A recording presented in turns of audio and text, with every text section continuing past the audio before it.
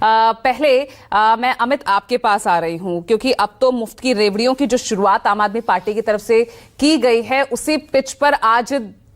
कांग्रेस तो पहले ही आ चुकी थी। अब बीजेपी का जो संकल्प पत्र का जो पहला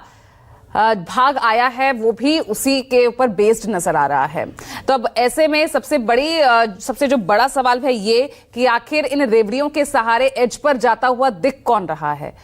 क्योंकि यहां तो आम आदमी पार्टी की घोषणाएं अपना जो है रेवड़ियों की बौछार के बाद भी रुक नहीं रही है, और इधर दूसरी पार्टियां भी उसी जो है पिच पर आकर खेल रही हैं।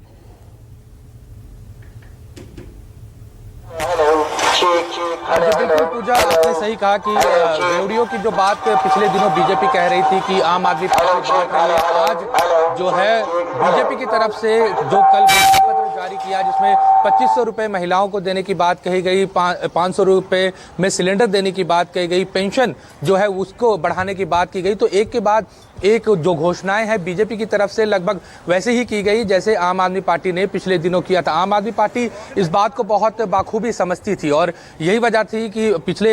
एक महीने से लगातार हर दूसरे तीसरे दिन अरविंद केजरीवाल जो है वो खुद प्रेस कॉन्फ्रेंस करते थे और एक के बाद एक दिल्ली के लोगों के लिए जो घोषणाएं हैं वो उनकी तरफ से किया जाता था। आम आदमी पार्टी ने कोई भी ऐसा वर्ग नहीं है जिसको टच ना किया हो अपने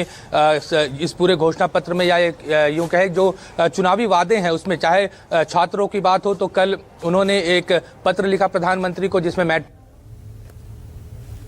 उसको करने की बात कही, महिलाओं को 21 रुपए सम्मान निधि की देने को बात कही, पेंशन बढ़ाने की बात कही, यहाँ तक कि जो ग्रंथी हैं पुजारी हैं उनको भी जो सैलरी देने की बात है वो आम आदमी पार्टी की तरफ से की गई है। तो ऐसे में बीजेपी के पास इस बात का कोई विकल्प नहीं था, क्योंकि अगर बीजेपी अपने घोषणा पत्र में इस तरह के वादे नहीं करती तो शायद वो पीछे दिखती है। यही वजह है कि बीजेपी के पास ना कोई विकल्प था, जिसके बाद उन्होंने एक के बाद एक कल जो है घोषणाएं की। हालांकि तरीका अलग था, लेकिन सब कुछ मिला के वही है कि जो हम बार बार बात रेवड़ियों की करते हैं तो कोई भी पार्टी रेवड़ी बांटने में दिल्ली में फिलहाल पीछे नजर होते हुए नहीं दिख रही है। ठीक है, तो यहाँ अपने